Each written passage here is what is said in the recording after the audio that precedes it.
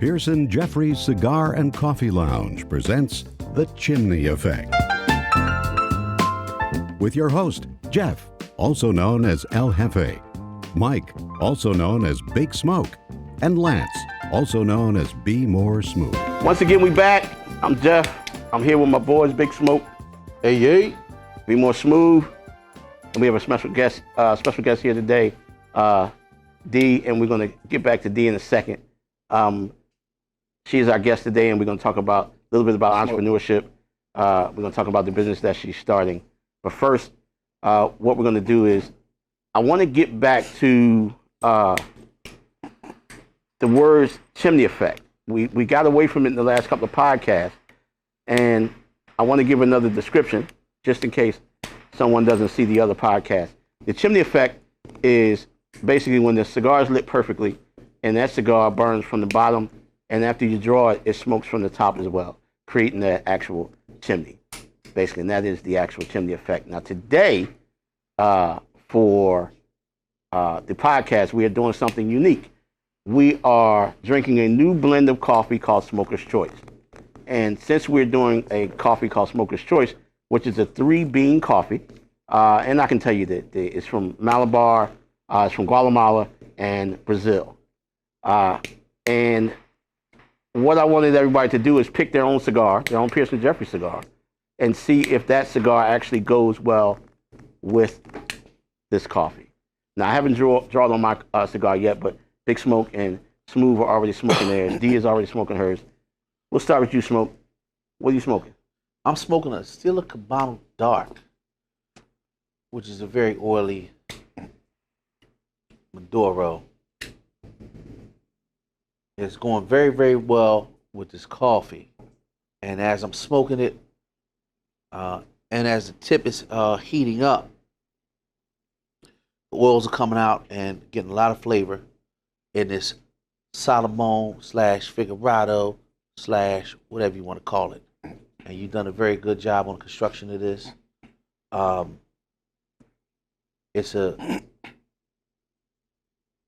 shape is not what you would call a classic shape. So you don't put a classic cut or you smoke it classically. But So how'd you cut it? I cut it with a straight cut and it was crooked. Okay. Was it crooked on purpose?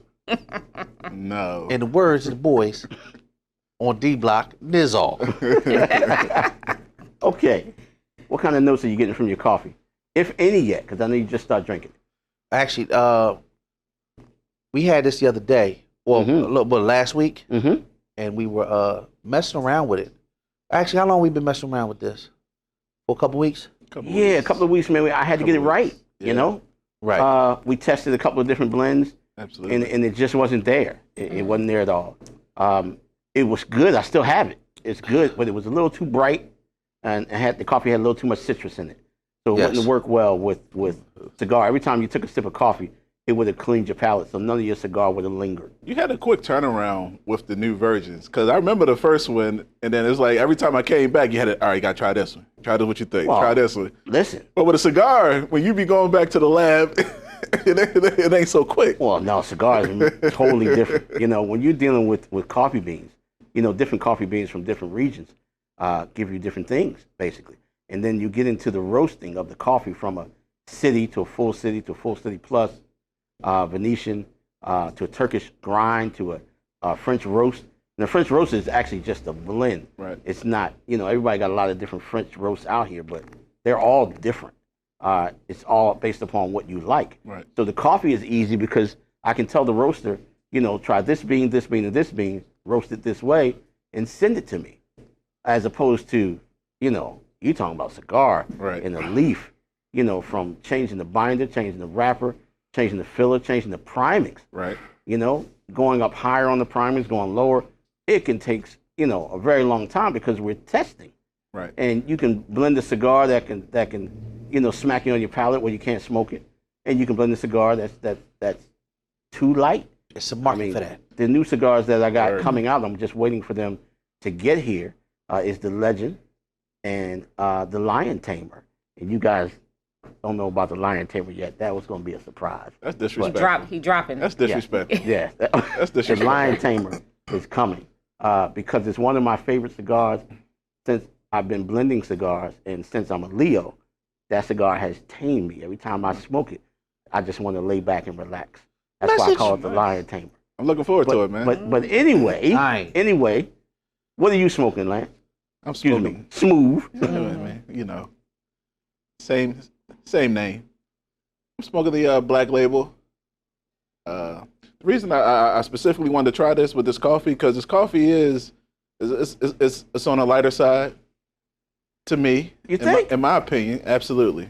It ain't no, say, like a espresso. No, it's not Perfecto espresso. It ain't Super Bowl. Right. No, Not Super Bowl. I thought this would pair well with this, because I thought this would not overpower the pepper that I get from this. It shouldn't. And so far it hasn't. But you should still get a lot of flavor. No, from you that definitely coffee. get a lot of flavor. Flavor and boldness is just Totally totally different things. Yeah, it the is. flavor profile is great, but as far as boldness is on the lower end. So I wanted to pair it with this because I thought it'd be a great pair, because it wouldn't take the nuances that I like from this cigar. I should have sent both of y'all boys to culinary school. I wanted to. Listen. Only thing I can say is he's learned well. Yeah. That's all I can We're gonna edit that out. Only all I can say is You well schooled done, him. grasshopper. That's what I can say. Fair enough. The funny part about coffees also is I wanted to blend a coffee that went with just about any cigar and wouldn't overpower it. Right. And it's hard to do that when you're dealing with different beans from different regions, because a coffee can be, too dark, too full body, or it can be too light. Right. Now, that coffee, in my opinion, is perfect. We tried a couple different things. Absolutely. It's perfect from a flavor standpoint. If you want to put a tremendous amount of creamer in it, you can still taste the coffee. That's me. Like the condiments. Yes. If you want to drink it black, it's not too much. No. And if you just wanted to make it the way you like it, you're going to always taste that coffee because of the blend that it is. But isn't a coffee and a cigar up to each person's palate? So That when is you correct. smoke a cigar, if you ate onions or had something else on your palate when you smoked a cigar, doesn't it give you a different taste and a different flavor? Absolutely. And I would say this. If you ate onions, I would say clean your palate before you have Absolutely. any Don't cigar. go smoke a cigar. I would say clean your palate. Okay. Listen. Because, onions is a very coarse on your palate. It's actually It's going to linger. it's actually more of aromatic. It is aromatic. And It's it's just aromatic, not. It's not an aroma that I want to smell. Listen, I totally was saying one of my favorite things to do is after a meal, in particular a nice steak dinner, is Smoke. clean my palate, have a cocktail, and then I have a cigar. And believe it or not, with the cocktail and the cigar, it'll actually make each individual spice pop right on my tongue like I'm having a meal all over again, and it's a heck of an experience. It's the same thing that you get when you having a cup of coffee. It's like having a cocktail with your cigar. It changes how you receive For sure. everything. So, Right. Right. But with a clean palate, I'll say smoking a cigar isn't, everybody's palate is different from a flavor profile of the cigar. If a cigar has pepper, it has pepper. Everybody gonna get it. But when I say your palate matters, because it matters what you like. your preference. You might not like the pepper. You Right. just might want some sweetness. You might like some Right. cocoa. You might Right. like some earthiness. Right. You know Some what I'm saying? Yeah. Some nuttiness, absolutely. And you can get all those nuances from a cigar. Yes, he set me up, man. He did that on purpose, bro. Right. I said nuttiness. I said nuttiness. Same thing, man. Really. Listen, I'm saying nuttiness. I wasn't thinking about nothing else. The nuttiness. Now, it's funny because, after making this coffee, I took a sip of it just now. And I understand why you're saying it's a little lighter, because I wanted this coffee today to stretch, believe it or not. So I think I didn't use enough beans, because drinking this coffee even yesterday, it was a little bit more bold. So I might have thinned it out a It little tastes the bit. same to me. It Doesn't taste the same to me. I know what you're talking about. You made it a little bit more concentrated. Yes. However, yes. Gotcha. this is It's good. perfect. We had talked about the Perfecto Espresso with some other things, other coffees that he made, and we talked about the acidity. I believe that, and this is my personal preference, and we're talking about preferences. I like a bolder cup of coffee to go with my cigar. It's nothing like it. It just heightens actually heightens not only the cigar experience, but also the coffee drinking experience. Gotcha. It's a perfect pair.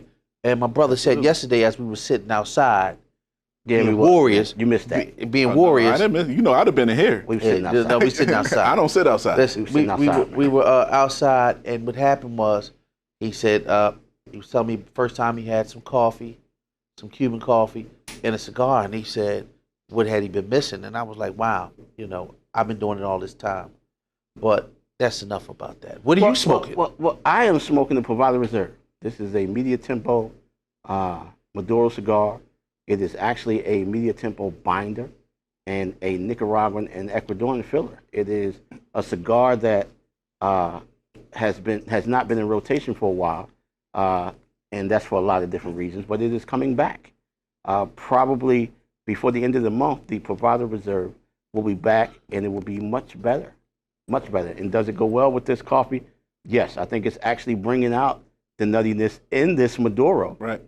And it's bringing out the chocolate notes in the cigar, because I'm actually put a little bit of caramel macchiato in the creamer. Now the coffee is brightening up the cigar as well. See, for me, from a pairing standpoint, when a pairing is perfect or near perfect, one doesn't take away from the other. They should complement each other. They should complement each Right. other. Absolutely. Yes, and you can enjoy them both. And one, it's like having champagne and strawberries. Champagne and strawberries, great together, basically. Isn't that Red if you got a wine, good pairing? and a steak. Peanut butter and jelly.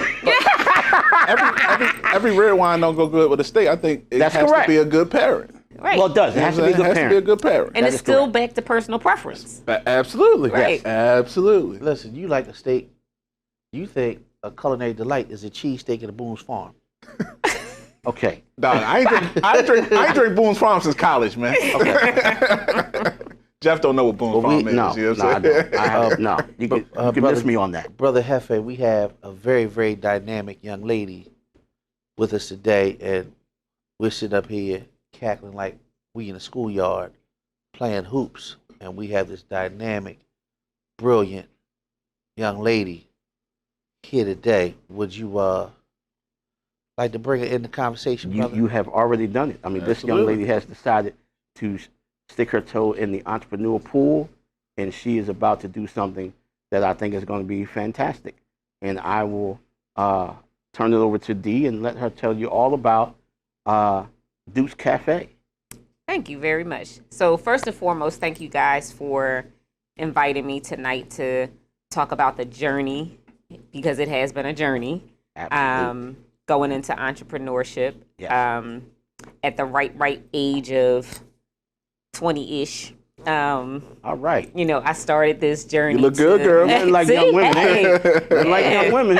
I worked in the healthcare industry for a very, very long time, and decided about 5 years ago that it was time for me to go out on a limb and do what my passion was, which is food and cooking and gathering folks in a good environment, and sharing that experience. So I came up with a name of my cafe before I even decided on where I was going to have it, whether I was going to do a brick and mortar building or whether I was going to do a food truck. But Duke's Cafe was born about 5 years ago. And from that experience, I can say this for sure. There is not a book out there. I don't care how much you search the internet. There is not a 101 on how to start a business. If you don't have the hustle, the grind, the determination to do it, it will not get done. You could talk to as many people as you want. You can network, but you really, just like Jeff said, you have to put your toes in and just do the work to do it. In the words of Big Smoke, and I don't say this that often, amen. Yeah, I am serious. It being I have a business degree. I've had a hair salon.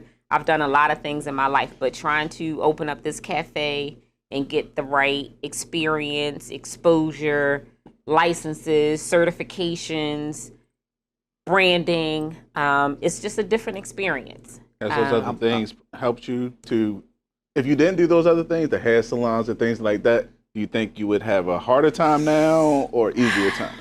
Harder. I think going through the experiences of being in corporate, being in boardrooms, sitting in meetings, being the only Black female executive in a room, it toughens you, but it also gives you that thick skin to be able to handle no's, I don't think so's, I can't help you. You got to figure it out on your own. That's the best way to figure it out. I have a question for you. Mm-hmm. And isolating it with Duke's Cafe, what was your biggest challenge? The biggest challenge was going through the process of negotiating a lease. So when you're going through the process, if you want a brick and mortar building, and you don't own that building, and you're working with a landlord to lease that space, if you don't have a good attorney that can read the ifs, the thens, the what ifs, the what nots, and the all the legal terms in a lease, you should invest in one. And I say that wholeheartely. She is 1,000,000% right. Yes. Absolutely. 1,000,000%. There are some landlords out here that will write a simple lease, and a common person can pick it up, read it, and go, okay, I can do this. Right. And then there are some landlords out here that will put some ifs, some thens, some ands, and some twos in there that'll make you totally liable for things that you should not be liable for when it comes to property that they own. So I encourage anyone that's going through this process to make sure that they have a good attorney, a good accountant, and a good contractor. Period. Okay. That is spectacular. 5 years is actually great because I was maybe 6, 7 years when I was saying I was going to open the cigar lounge. Right. Before you actually do it. But she's right about the attorney. 1,000% right. Do not try. I don't care if it's boilerplate, simple one-page lease. Right. Give it to your attorney. Yep. Because the whereases and therefores Yes. will get you caught up every day, all day. And once you sign, you're liable. Yes. Yeah. I believe in December, I met you here, and we were talking, and I said, wow, this young lady has a lot going on the ball. And you keep talking about the process. You keep talking about just getting started. Just getting started. And I know that with the internet and with a lot of small businesses being started and things like that, I hear you keep saying the process and get started. What are you talking about? So when you're going into a small business, if you are doing a single LLC, I would say the first thing that anyone needs to do is to establish their LLC. Get that started first. It's a simple process. It's not very complicated, but you have to at least lay that foundation first. Get your LLC. The second thing that you need to do, quite honestly, is once that LLC is established, open up a bank account under your business name. Get that established second, okay? Then after that, you start your process of looking for a building, looking for, the property where you want to establish your business. I think the perception out there around small businesses is that you can go get financing from a bank. That's BS, quite honestly. Unless you know somebody. Even if you know somebody, the sad part about it is that people don't prepare themselves financially to be able to start a business. Most people are like, all right, they're living paycheck to paycheck, or they're relying on a paycheck every 2 weeks. When you start your own business, you don't have that revenue and that income coming in from a brand new business. So you need to establish that first, get your finances in place, get your credit score right. And then 2, they say that you can go out there and get a business loan, a small business loan. Again, that's BS. Sounds familiar, doesn't it? Yeah, like you cannot do that. And I don't understand why that's even out there as an option for people. You can't do it. They want to set you up to fail. Well, yeah, it sets you up to fail, but then also it's a big disappointment walking into a bank to say, I want to get a small business loan, and you go through a shit. Can I say shit? Absolutely. A shitload of paperwork, only to be told that your business is newly established.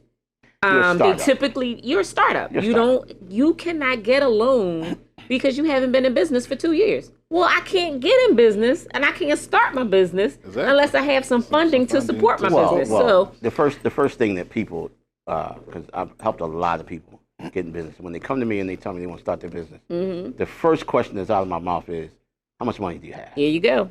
And if they give me a number that's like small, I would say keep your day job. Yeah. Save your money. Absolutely. But it's not enough of us out there to share that experience and drop those gems on people that are trying to do it. Now that you've told me, but I'm looking at it from the people out here that's going to watch this. And they said, now that you told me I can't get a loan, you told me about the process, you told me about everything else.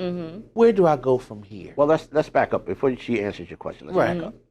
Now, I believe that first of all, that LLC, I don't care what the internet says in terms of how simple it is. Pay your attorney.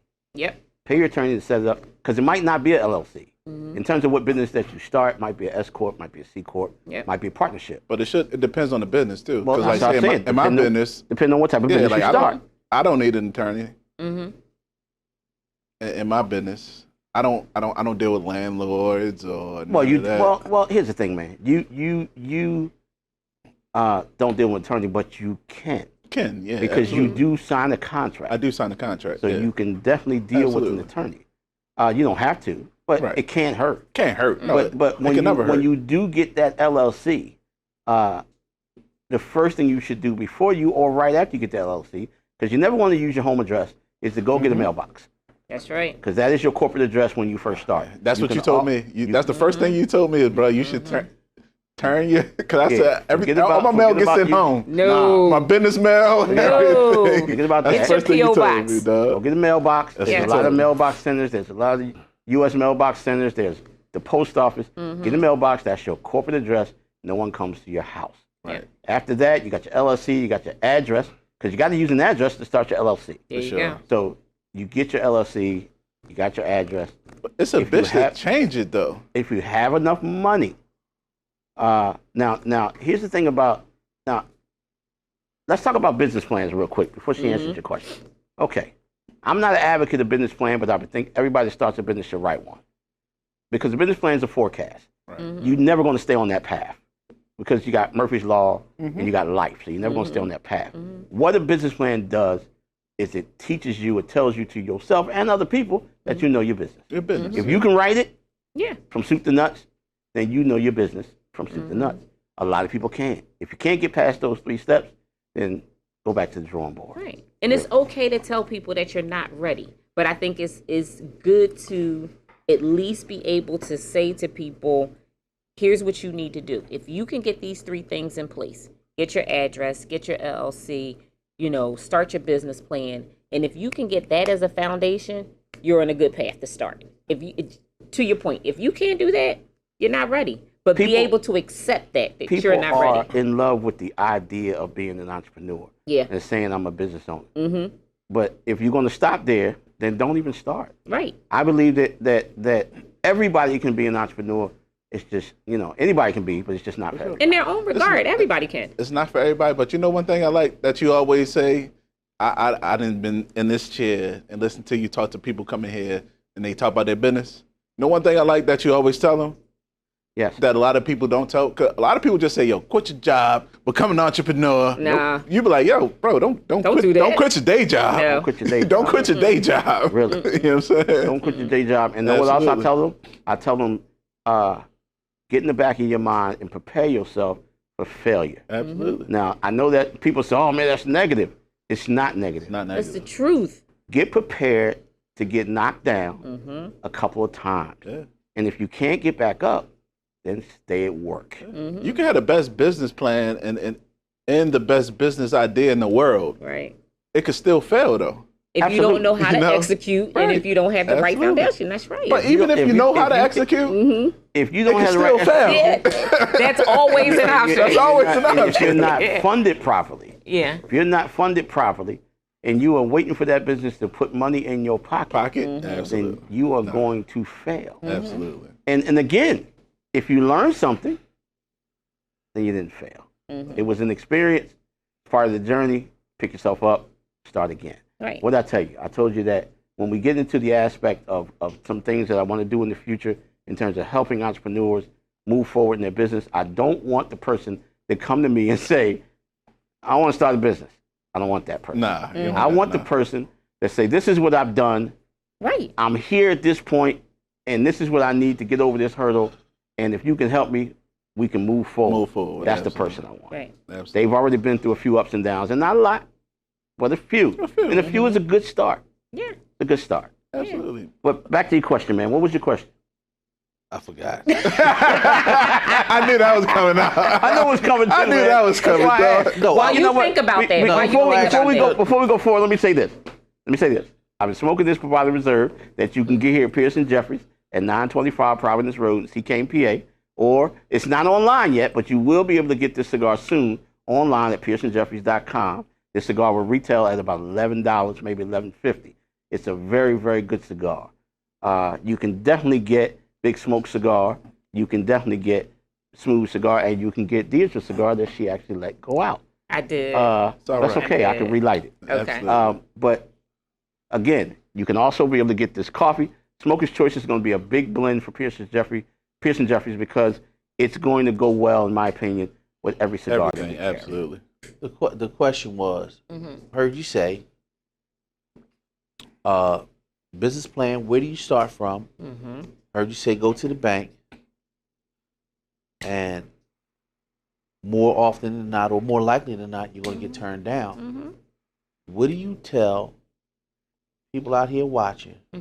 Where do they go? What do they do next? So the next step is, I think people need to go through that process. Anyone that has gone through the process can tell you these are the things that you need to do, but everyone needs to still experience it. So go through the process. If you get a no, you get, I can't help you. If you get, you turned down, don't be discouraged. Continue to push forward. But again, having that foundation and that financial foundation to start your business is key, is paramount. You cannot stop when the bank tells you no. You can't stop when you get the emails back saying you didn't submit the right paperwork, or your certificates are not going through, or your license was denied. You can't stop there. If you truly want to be a business owner, and you want to be an entrepreneur, and you want to move forward with whatever this vision or this dream is, then you just keep pushing. But you need that support. I think you need to fall. You need to fail. I think you need to hit rock bottom. Does she sound like me? Before you can actually, before any idea, any plan comes to fruition.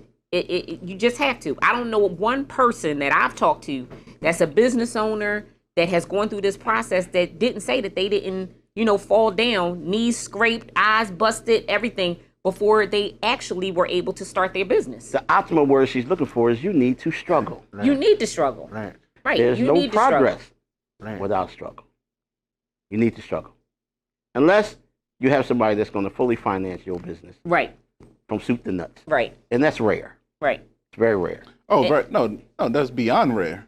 That's Right. like 2%. That's Donald Trump rare. That's Donald Well, Trump here's the rare. thing, too. Absolutely. Here's the thing too. At least in my situation, again, 5 years of planning, I made sure that when I took that leap of faith and said that I want to come out of corporate, I don't want to sit in a boardroom anymore, I don't want to be a part of the healthcare industry anymore, that now is the time for me to start planning. Okay, you gotta prepare and you gotta plan. So financially, I was like, all right, It was, I didn't go buy the designer shoes and the pocketbooks. I had to, That fall back on that a little bit. That was going to be my next point. Yeah. Is you have to exercise a level of selfishness and discipline. Yes. To say, I don't need Absolutely. this. You know Absolutely. what I'm saying? It has to. It comes down to the necessities. What do I need? I need my lights. I need my mortgage. I need to pay my car note. I need to pay insurance. I don't need the designer bag. I don't need the designer shoes. I don't need to go, on trips every 3 months. You put that money aside to fund your business. I got pissed this week because I saw an ad. I don't know who said it. I don't remember who said it, but it's true, but it's not true in every instance. They said black people rather look rich than be rich. There you go. I saw that too. You saw it? Yes. Yeah, Yes, but a lot of instances, that's true. Yeah, absolutely. They want that look, that facade. They want people to see, that they got all They of not this. business owners. Hold up. Yeah. I saw a YouTube video, bro. No lie. The dude went and financed a Bentley with his girlfriend's refund check from Texas. Oh, I'm happy for him. I wow. hope he's driving in good health. Really. He bought it, but he can't put gas He can't in put it. gas in it. And it's not insured. And when you gonna pay that payment, dog? Right, exactly. Well, here's the thing. These are not entrepreneurs. Nah. These are people that are just doing foolish things, in my opinion. What I want to know is, what's on the menu? All right, so the original menu was comfort foods. It was, being in your mom's kitchen on, a Sunday, the regular staples. But now that I've actually been working in a cafe, right? So I'm going to take it back a little bit.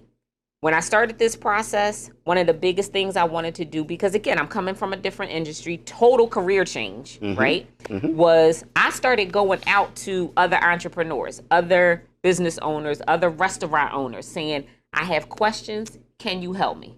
So one of the things I want to make a point about today is, and what we don't have in our environment right now, is a consortium. To just say, I got questions, can somebody help me?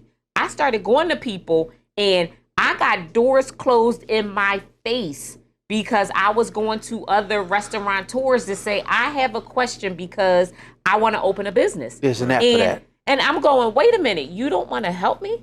I can't ask you a question about how did you get started? Who are your vendors? How frequently are you working with certain distributors and suppliers? And I can't help you with that. Or you need to go talk to somebody else. But I said, one door closed, two more open, okay? So I was able to connect with another restaurant owner that helped me, took me under her wing. She's not black, but it is a woman, an Asian woman, that took me under her wing and taught me everything, okay? So I said what I wanted to learn was to be in a restaurant. I wanted to work. I wanted to be a cashier. I wanted to be back in the kitchen cooking. It's different cooking in your kitchen. So you actually at went home. through every steps of your business. I went through every step. Started working with vendors, called them up and said, hey, I'm opening up a business. I need to understand, how do I need to order, what the rotation is, what's the delivery fees. I did my homework, okay? I carry a book this thick with me everywhere I go, because if you don't do your homework, you won't be able to succeed. I don't know how people think that they can. I'm impressed. You are planning for success. So I am actually working in a cafe every day, 6 o'clock in the morning till 2 o'clock in the afternoon. I am making food. I am doing orders. I am doing deliveries. I am doing everything. Cleaning up?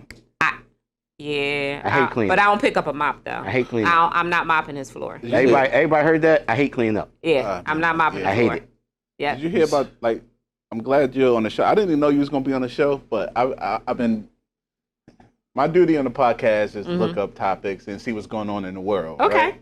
All right. So one thing I saw this week, and I'm glad you're on the show because you can relate more than anyone, is the whole honeypot thing. The honeypot, is young black ladies. They do the women care, body wash, face wash, and they did a commercial for Target. What's your Target? Yeah, she in Target. She got a product in Target, and she said she do this because she want to make sure the next black girl, Everybody sees it. But it got so much blowback. Oh, it's just black girl this and it's racist and it's something. Well, that's the media's way of trying to shut it down. Trying to shut it down. When they- But it was the complete opposite effect, though. It was the complete. Her sales went up skyrocketed. 30% the first day she did Exactly. the commercial, and she got negative press about it. Yeah, absolutely. And then it shot up to 60%. She got negative 30 to 60%. She got negative troll press. Yes, yeah. But the mainstream Yeah. media was on our saw side. Yeah, yeah.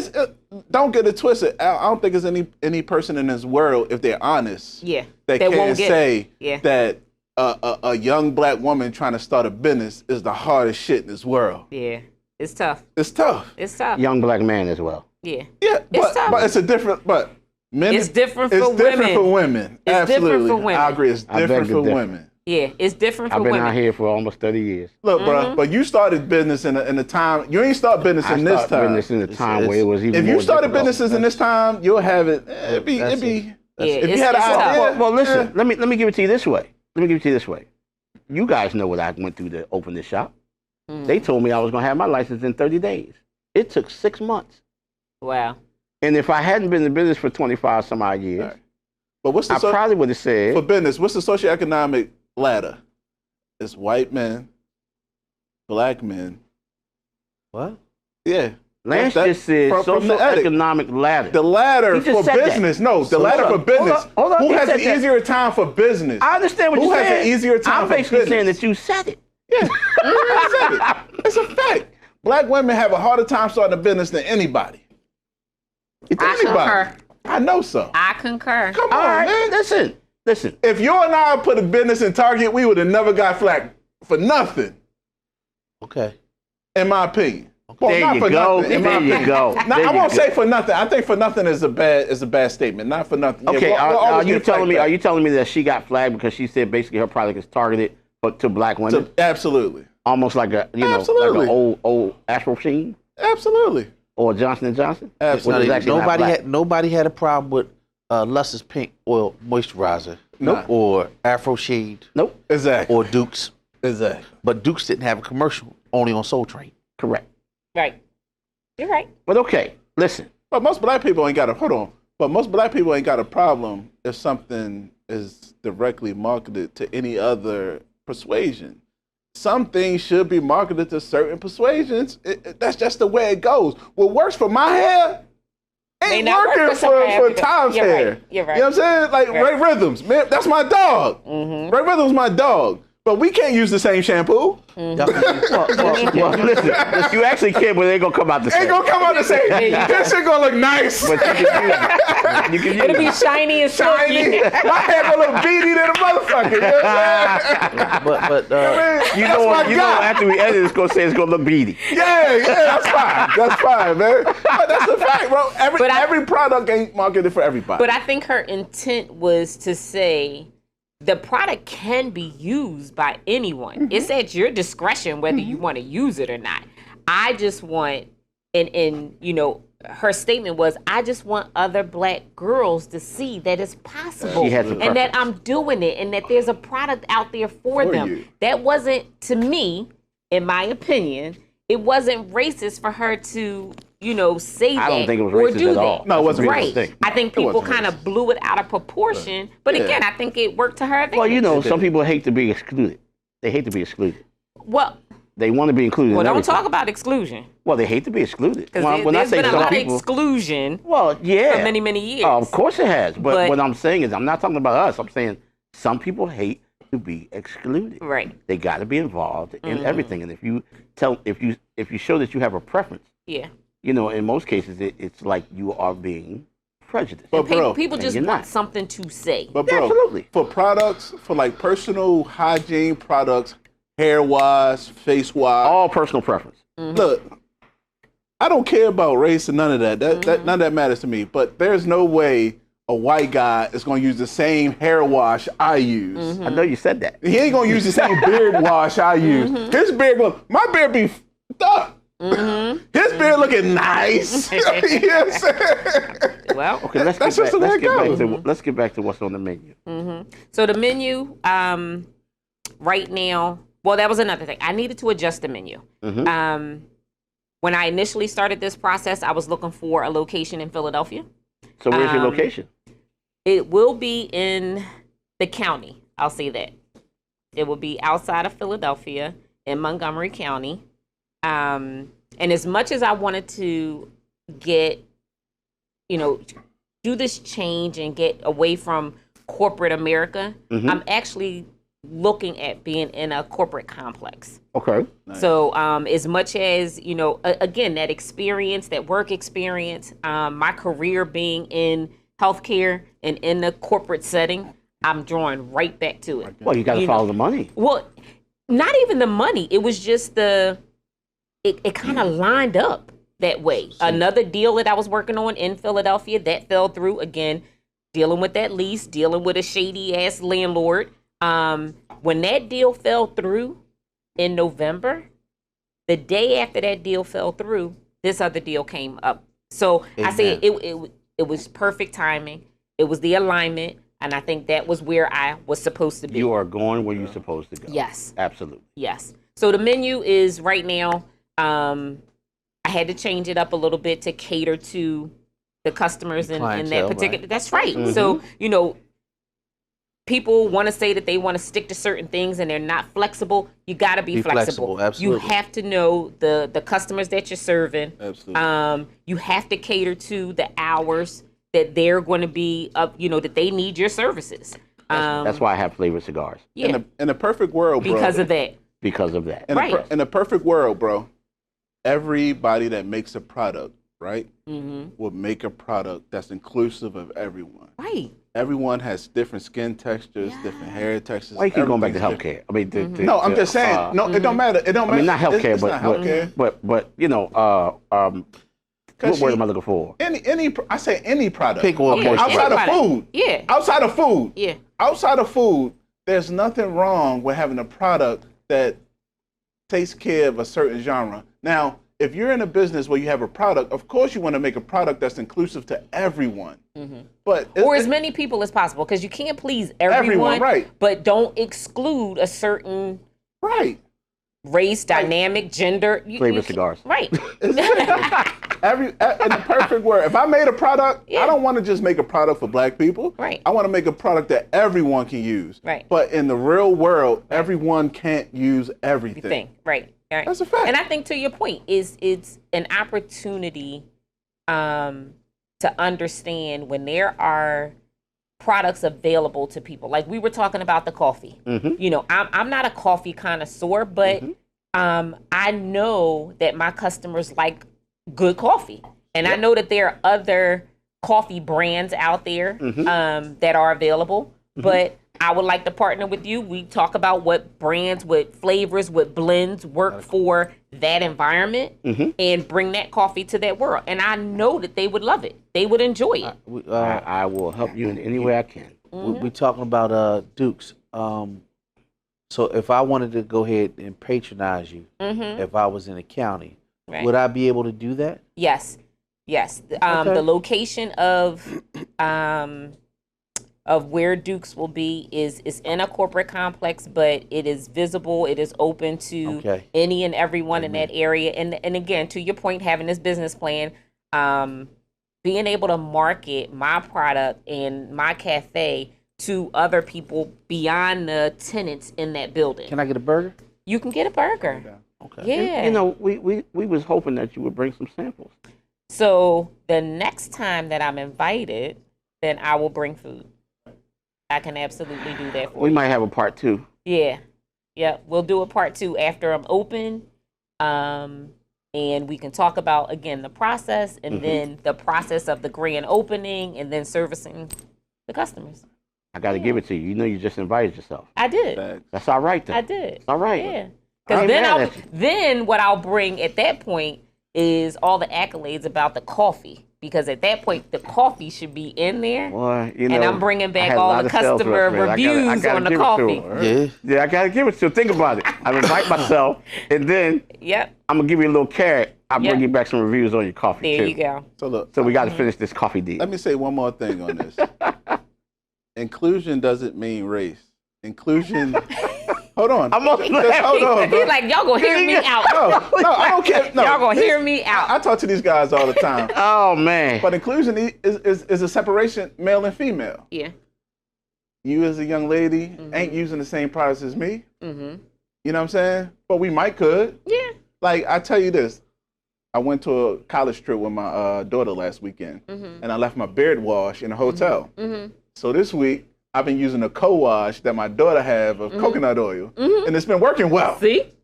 Beard been soft for a week. Yeah. You know what I'm saying? So even male and females can intertwine. Like, it ain't gotta be, I mean, Yeah.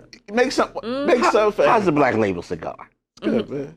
Now, Lance, You ain't gotta ask. now, Lance, I'm disappointed, man. What? You're not going to share your bottle of Soul Glow with me? No. Come on, man. I ain't got no Jerry curl. I ain't gonna lie. If I had some Soul Glow with a Jerry curl, I'll put it in my beard because it'd be looking luxurious all day. By 12 o'clock, this thing looking dry and nasty, man.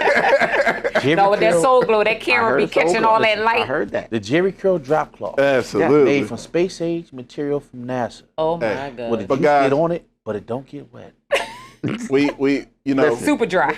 when we have a guest, we always shoot it up. It gotta be guest focused. But now we gotta move our way into other topics. We have to. But before we do, Have to. we are doing the Chimney Effect. This is our 10th, I believe it's our 10th episode. And we are at 925 Providence Road, CILLA, PA, at Pierson Jeffries. And again, you can find all these cigars on PearsonJeffries.com. And if you come in and ask for, Primo Smooth, you can get a what? 20% discount. Yeah. Last week was 10. That he's going to My pay price for. go up every week. It go up every week. My discount go up. And Big Smoke, what are you smoking again? I'm smoking a Stella Cabano Dark Salomon. And the great thing about a Salomon, as you get down closer and closer to the end, the flavor intensifies. You've done well or wise. I appreciate that. It might He be is master. smoking the sugar cane. Sugar cane. And she's let it go out, so I'm not going to relight it again. It's all right. But I was talking. sugar cane cigar is it's not overly sweet, very smooth, kind of cloudy when you blow the smoke out. It's very smooth and light, very creamy, and it doesn't leave a heavy taste. You on still your get the palate. earth notes though. Yeah, that. because in with Pierson Jeffries flavored cigars, we start first with the cigar. And I have So to. you I always have going to to, get a cigar. I have to steal a slogan. It's strong enough for a man, but it's made, Made for a for a woman. Absolutely. Absolutely. And Ms. All D day, showed every off day. today. I did. Yes, you did. Well, and that's a good day. And, That's a good day. we're not done yet. I got the black pepper here. You know, I call it the black pepper Yes, but it's actually Black Label. because the pepper is heavy in here. It's nice and spicy. And this is one of the few cigars that I like when I smoke it. I like to smell the aromatic flavor of the smoke. And you say one of the few. Yeah. All my cigars smell great. No, I love all your cigars, but this is one that I just like to Listen, smell it, man. This is my favorite cigar that you make, so I got to talk highly of it. You said the anniversary series was a favorite. No, I never said that. yes, you did. I said that's one of my favorites. Okay, fair enough. One of. We was outside yesterday. We were smoking, and he came out with the legend. Nope. What I came was out it? with the Lion Lion Tame. Tame. Okay, now listen. We sitting out smoked there. it? Listen, He didn't smoke it. listen. I smoked it. He I didn't said, know what it listen, was. Listen, we outside. I was going to get up and leave. We outside. And we smoking, and I'm looking. Looking for what? Listen, I said, that's your cigar? He said, yeah. I said, damn, it smelled like cinnamon. I thought it was a baked good out there.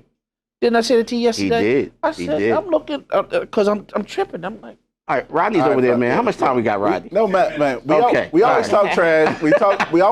Boxing is a staple in this podcast because not only y'all two aficionados of boxing, I'm a mini aficionado. I sit here and listen to y'all talk all the BS y'all talk about these old school fighters. That's fine. But Deontay Wilder has exercised his rematch clause for Tyson Fury. Bum. And Floyd Throwing that out there. has offered to train. Do you think Floyd training my man would make any difference? Let me tell you what I think. Teach him how to run. Let me tell you what I think. I think that Floyd training Deontay Wilder is about Floyd. Floyd has not fought for a while. He just had a birthday. He's getting older, and he needs to stay relevant. Yep. There you and go. it has nothing to do. But do you with think Wilder. he could be a good trainer? I Because don't he's a think hell of a I don't fighter. think Wilder's going to listen, and I don't think he has the skill set to take what Floyd is going to try to give him, because Floyd is going to try to train him in the ways that he's been trained. And that's what most great anything do, basketball, anything. He's not ready for that type of training. A great trainer, what a great trainer does is he takes you A great trainer. I said trainer. But I'm just saying, a great fighter will present the same challenges like a great basketball player. Like Michael Jordan used to be in Washington, like, why can't you do this? Well, I ain't Mike. Listen, that's exactly what's going to happen. I ain't Mike, right? That's what's going to happen. That's exactly right. what's going to That's happen. what I think going to happen. He's going to say, why can't you do Why this? can't you do this? And I know that. And Floyd's going to that- get frustrated. Absolutely. He's going to And get frustrated with He's not the kind of Maybe. person that's going to stomp and stay in that corner. He's going to want to get in the ring and fight himself. Well, that's very unfair to say. And I'm saying that, and I'm going to defend Floyd. Not saying that I disagree with you. Right. I'm not disagreeing with you. It's unfair to say because it's not like Floyd. I think he trained himself for one fight, but his uncle's a trainer and his father's a trainer. And I'm pretty sure he picked up some things Everything along the way as far as absolutely. training somebody. I mean, we know that he can execute a game plan. He has the physical attributes and everything else that goes with it. But one of the things that makes a great trainer is to take the attributes, skills, and the thing that a boxer does well and maximize those things. And the things that he doesn't do well, keep him out of harm's way. And I totally agree with Jefe when he stated that I don't believe that Deontay Wilder will listen. He's so stuck on that one hitter quitter, that great equalizer, neutralizer that he has, that he's not going to expand his repertoire. And that's all I have to say. My issue is, I have no doubt that Floyd knows how to train based on what he's done in the ring, based on who's trained him. My issue is, one, it's going to keep Floyd relevant. That's the first thing. Two, Wilder will not be able to adhere to what he's trying to tell. He don't have the skill set for it. I got a in my question for you opinion, when you're you're done. looking at I got a question for both of y'all. But hold on, you're looking at a boxer, right? In my opinion, you're looking at a boxer that if he actually knew how to fight, if he had the skill set that he needed, he might have been the best heavyweight champion Ever lived. that has ever lived. I agree. And he can clean you up. If he can set you up and clean you up with that one punch, he might have been the best ever. That means that skill set, footwork, defense, offense, and the wherewithal to know how to put it all together. All right, let me ask you this. Ask both you guys this. As I always say, I defer to y'all in boxing. Floyd was, to me, the master. We didn't see Floyd go into a fight and after 4 rounds just looking bad. Was his ability to adjust training, or was it just that was his ability to be able to adjust and say, all right, this ain't working, I need to do this? I think it was a couple hold on. things. I asked this because Wilder, can this be taught to Wilder? Because Wilder only has one agenda when he goes into the ring. Can he adjust? Can Floyd transfer the knowledge to adjust? No. Let me tell you why. Here's the reason why. First of all, I saw a picture of Floyd with boxing gloves on. He was 18 months old. Right. Wilder started when he was 25? In his 20s. 20? Okay. In the 20s. Your normal boxer starts at 11, 12, basically. So you're talking about something that's every part of his fiber. Floyd's coming from a boxing family. His uncle was great. His father was good. They taught him offense. They taught him defense. But the one thing that you don't have to train a boxer to do is adjust without someone telling you what to do. That trainer in your corner is supposed to see what you don't see.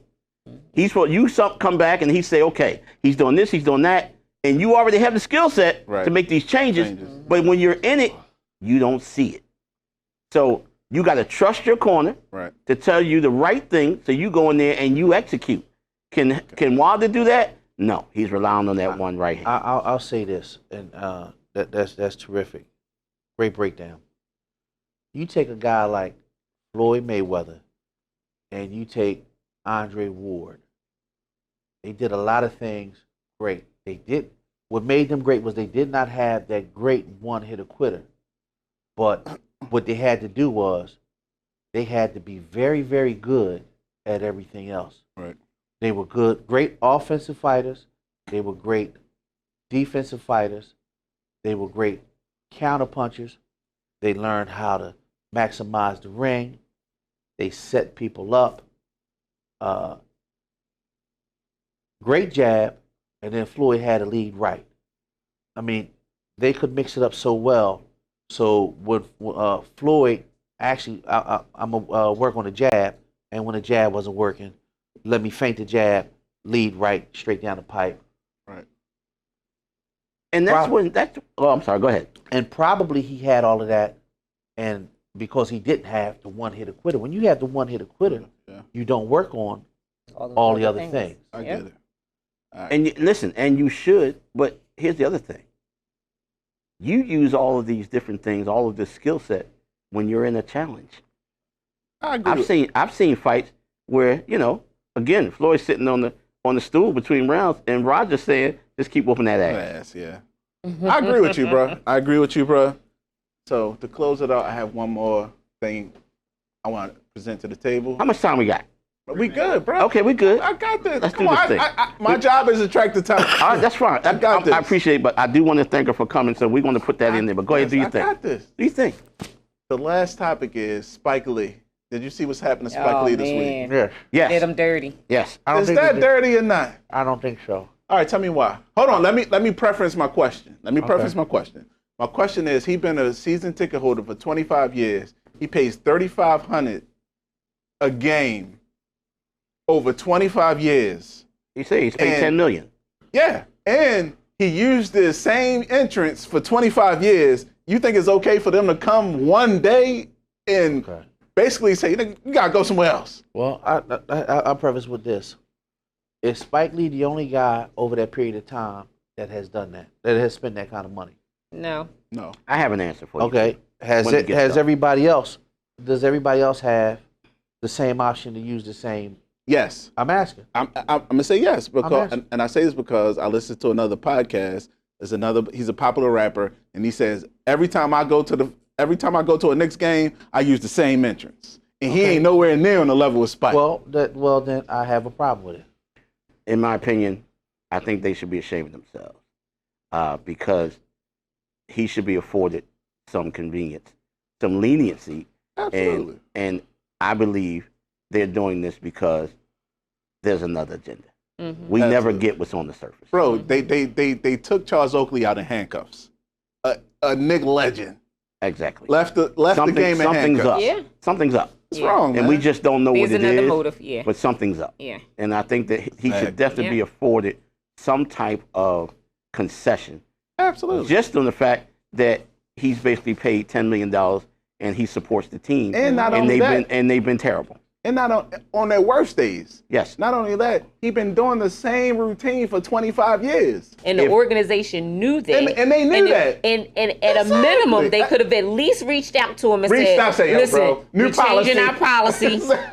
Just giving you a heads up. You can't come in through this employee entrance anymore. You now need to have your happy ass walk through, VIP like everybody else. Exactly. And give him the option. See, we talk about options. It's options. Absolutely. If it was me and it was Jack, I would say give Jack a pass. Just for the time that he's giving it to us. The Lakers would never ask Jack to come into a different. Jack called in and said, "I'm coming through the players' lounge." That's where he coming in. I'm using him as a reference, but he would get a pass. Yeah, but just for his tenure. That's all I had, guys. Close it out, Jay. Well, before we go, I want to thank Miss D for coming on to the Chimney Effect to our podcast. It was dope. You did very, very well. Thank you. And I thank you guys for the invitation. I really enjoyed myself, and I look forward to coming back. That's great. Word. Well, I look forward to it. Everybody out there, you can find Yeah. Pierson Jeffrey Cigars here at 925 Providence Road, CABAON, PA. You can find the cigars and the coffee, the smoker's choice, or you can find it online at PearsonJeffries.com. And if you don't have them, we have them, so come and get it. So, we out, Ray. Message. The Chimney Effect has been a presentation of Pierson Jeffrey Cigar and Coffee Lounge, located at 925 Providence Road in SECANE, Pennsylvania. You can also find us online at PearsonJeffreys.com.